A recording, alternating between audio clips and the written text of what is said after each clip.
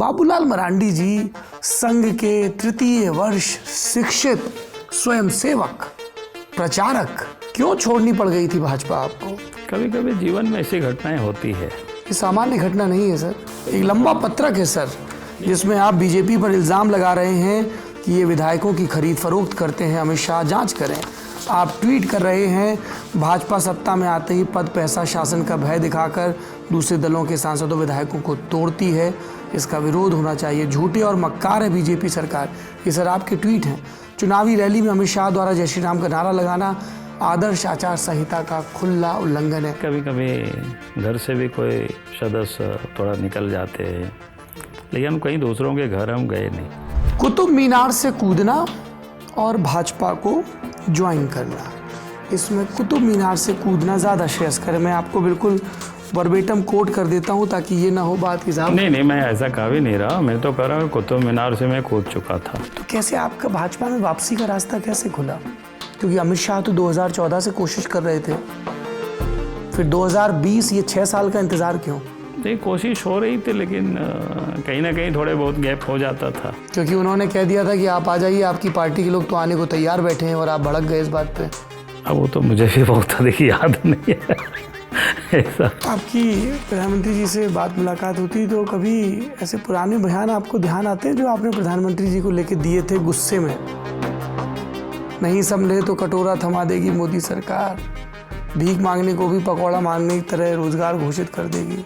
और उस समय का विषय होगा, कोई वाक्य रहा होगा, तो इसलिए आज की तारीख में वो सब का कोई प्रासंगिक नहीं होता है ना। जो नेता जिंदगी भर एक विचारधारा एक दल के साथ रहते हैं, जब उसके वो धुर विरोध में जाते हैं, जैसे 2009 में आप कांग्रेस के साथ थे, तो दिमाग में पॉलिटिकल एडजस्टमेंट कैसे करते हैं? दूसरे ध्रुव में तो बिल्कुल गया ही नहीं। आप कांग्रेस के साथ गठजोड़ में चुनाव लड़े? कांग्रेस के साथ जुड़े थे, चुनावी तालमेल किए, सिर्फ सत्ता के लिए समझौता था। जब रांची हिंसा से जल रहा था, स्थानीयता का निर्धारण कैसे हो, इसको लेके आपकी सरकार ने एक फैसला किया था। और इन सब के बीच इंदर सिंह नामधारी लिखते हैं अपनी किताब में कि मैं विधानसभा पहुंच गया, विपक्ष के विधायक भी पहुंच गए, मुख्यमंत्री विधानसभा में नहीं आए। क्यों नहीं पहुंच पाए थे आप उस दिन विधानसभा? क्योंकि हमें याद है कि जिस समय ये घटना घटी, हमने उस समय कहा था कोई भी सड़क पर निकलेगा तो हाथ पैर तोड़ देना उसका। क्या रुख है सरना धर्मकोट पर आपका और आपकी पार्टी का? मैं इतना जरूर कहूंगा कि भाई सनातन है तो सरना है। विद्यार्थी बहुत नाराज रहते हैं झारखंड के भर्तियों को लेकर, आपका क्या रुख है? भैया मेरिट को नहीं मार सकते, मेरिट को बचाना ही बचाना है।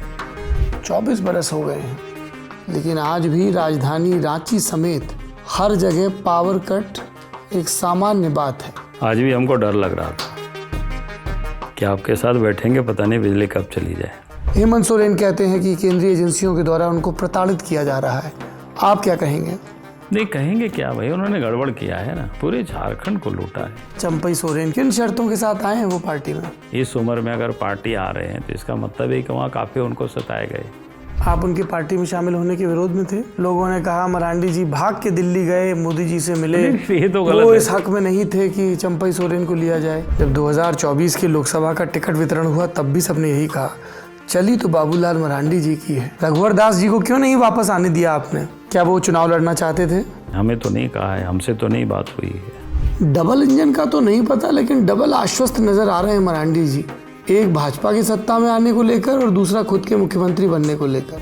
मैंने आज तक किसी नेता से या किसी कार्यकर्ता से मैंने कभी पैरवी नहीं की। हाँ, लेकिन कहा जाता है कि जो जेवीएम से आए नेता हैं उनके ऊपर मरांडी जी की कृपा खूब बरसती है। नहीं, ऐसा नहीं है। 26 साल बीत गए हैं, तब शिबू सोरेन वर्सेस बाबूलाल मरांडी था, अब हेमंत सोरेन वर्सेस बाबूलाल मरांडी है। सवाल ये पूछा जा रहा है कि आपको मुख्यमंत्री का प्रत्याशी घोषित क्यों नहीं किया गया?